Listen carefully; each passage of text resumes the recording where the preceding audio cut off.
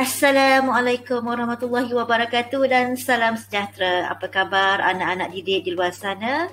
Cikgu doakan semoga anda semua berada dalam keadaan sihat sejahtera. Baiklah, bertemu sekali lagi bersama Cikgu Ju dari SMK Kelebang Besar Melaka. Kali ini Cikgu akan membincangkan Bahasa Melayu KSSM slot sistem dan aplikasi bahasa untuk menengah atas tingkatan 5 yang bertajuk penyuntingan. Jadi kali ini cikgu akan menggunakan tema daripada buku teks tingkatan 5 iaitu tema 8, melancong mencari makna. Jadi kita belajar bersama-sama.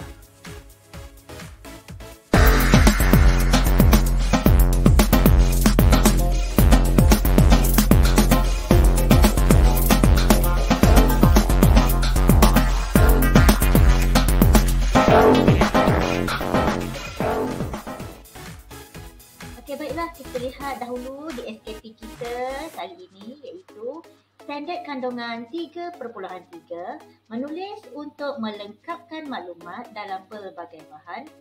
Standard pembelajaran 3.3.1 menulis untuk melengkapkan maklumat dengan membuat pertimbangan yang relevan dalam pelbagai bahan, dan objektif kita kali ini ialah pada akhir pelajaran, murid dapat menambah baik maklumat dengan membuat pertimbangan yang relevan berdasarkan pelbagai bahan. Okey, baiklah, kita lihat kesalahan-kesalahan yang terdapat dalam penyuntingan. Yang pertama, kesalahan ejaan. Yang kedua, kesalahan kata. Yang ketiga, kesalahan istilah. Keempat, kesalahan frasa. Kelima, kesalahan imbuhan. Keenam, kesalahan tanda baca. Dan yang ketujuh, kesalahan tata bahasa.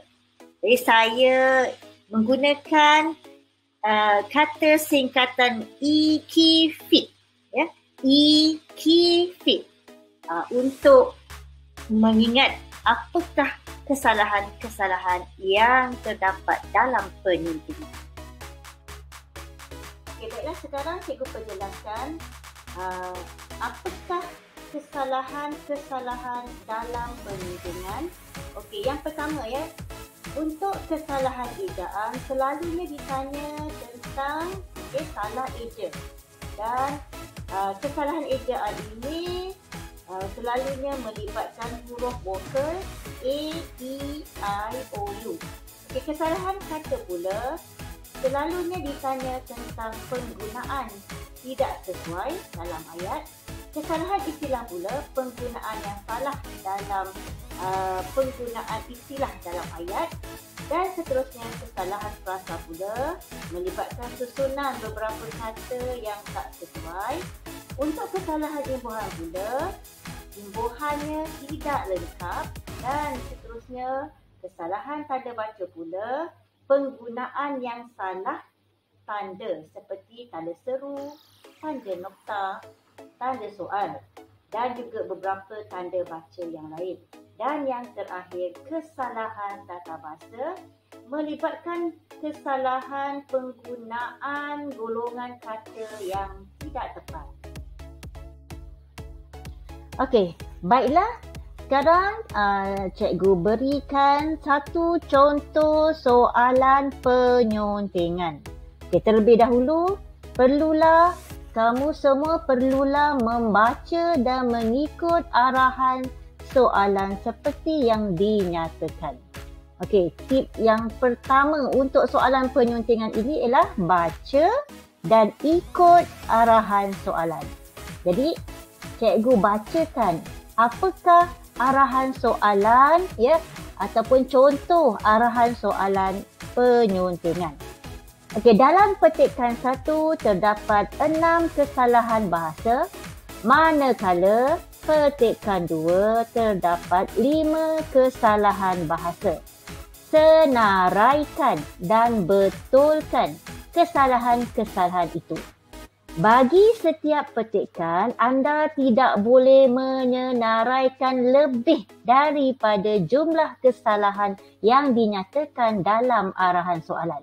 Anda tidak perlu menyalin perkataan menyalin petikan tersebut. Jadi, saya nak kamu semua perhatikan perkataan dan frasa yang berwarna merah. Okey, baiklah, cikgu bacakan contoh soalan 3 penyuntingan. Ya, petikan 1. 12 April 2018, Pulau Mutiara. Perjalanan dari Bandar Baru Bangi ke Pulau Pinang yang dikenal juga sebagai Pulau Mutiara kali ini paling lancar sekali. Pukul 8.30 pagi, kami sudah tiba di kawasan rehat dan rawat tafah untuk sarapan dan solat sunat. Pukul 10.30 pagi, kami sudah pun meretas jambatan kedua Pulau Pinang. Perjalanan agak jauh tetapi tidak membosankan. Lagu-lagu daripada stesen radio tempatan disulami santai sembang bersama-sama keluarga meningkatkan keupayaan untuk cepat sampai. Okey, baiklah para pelajar, petikan 1 mengandungi 6 kesalahan. Senaraikan dan kamu betulkan. Okey, baiklah, saya bacakan petikan 2 yang menjadi contoh soalan 3 penyuntingan. Okey, antara alam sekitar dengan pembangunan. Okey, babak 1. 2 beradik duduk di meja makan nikmat minum petang di beranda rumah.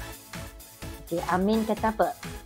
Amin lihat ada banyak lori dan kereta pacuan 4 roda keluar masuk di kawasan hutan bersebelahan kebun Pak Wan. Macam ada kerja menara hutan. Usah dibiarkan. Sudah tiadakah pemuda kampung ini yang berani buat bantahan? Okey, Kak Su kata apa pula? Amboi, sedapnya mulut berkata-kata. Itu projek pelancongan, bukan projek tarah hutan. Nama sahaja pelajar luar negara. Itu pun tak tahu hendak beza. Okey, apa pula Amin kata? Projek pelancongan akan menara hutan juga akhirnya. Kalau semua pokok ditebang, bangunan simen didirikan, apa lagi yang tinggal? Mereka tak tahu ke hutan itu khazanah yang ternilai tak harganya? Baiklah, cari 5 kesalahan yang terdapat dalam petikan 2. Senaraikan dan betulkan. Okey, jom kita lihat kesalahan-kesalahan yang terdapat dalam petikan 1 dan petikan 2.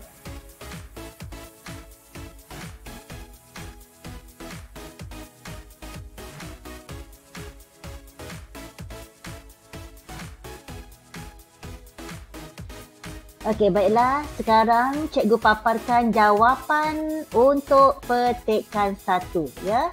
Soalan 3, penyuntingan. Okay, yang pertama, terdapat kesalahan imbuhan iaitu perkataan dikenal. Yang betul ialah dikenali. Yang kedua, kesalahan tata bahasa iaitu perkataan paling lancar sekali. Okey, perkataan yang diuji ialah perkataan paling, maka perlu ditukar kepada sungguh lancar sekali. Okey, ada 2 lagi jawapan yang betul iaitu amat lancar sekali. Dan yang ketiga ialah sangat lancar sekali. Ya. Seterusnya, kesalahan yang ketiga ialah kesalahan meretas iaitu kesalahan kata. Sepatutnya merentas. Okey, yang keempat, kesalahan ejaan iaitu station. Okey, di sini kesalahan dari segi huruf konsonan iaitu tidak perlu ada perkataan konsonan Y. Ya, station sahaja. Seterusnya, kesalahan frasa iaitu santai sembang. Diterbalikkan maka menjadi sembang santai yang paling tepat. Dan yang terakhir, kesalahan yang keenam dalam petikan 1 ialah kesalahan istilah. keupayaan. Itu salah. Sepatutnya keterujaan. Okey, baiklah. Berikut pula ialah jawapan untuk petikan yang kedua soalan penyuntingan. Okey, yang pertama, kesalahan imbuhan iaitu perkataan nikmat sepatutnya menikmati. Ya, ada imbuhan apitan me-i.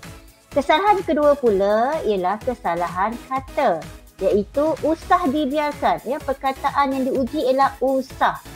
Sepatutnya perkataan tersebut ialah kata tanya iaitu mengapa.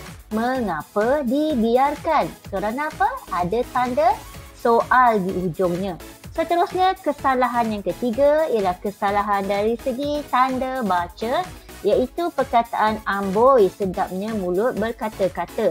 Sepatutnya selepas perkataan amboi iaitu kata suruh perlu ada tanda koma dan pada akhir ayat tersebut mesti ada tanda seru selepas perkataan berkata-kata yang merupakan ayat seruan. Seterusnya, kesalahan yang keempat ialah kesalahan istilah iaitu simen. Perkataan ataupun istilah di situ tidak sesuai, sepatutnya konkret iaitu bangunan konkret.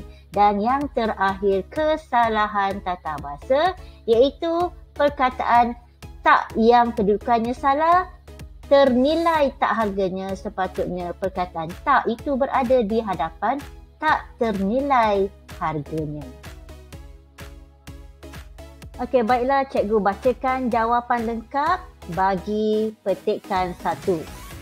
Okey, baiklah.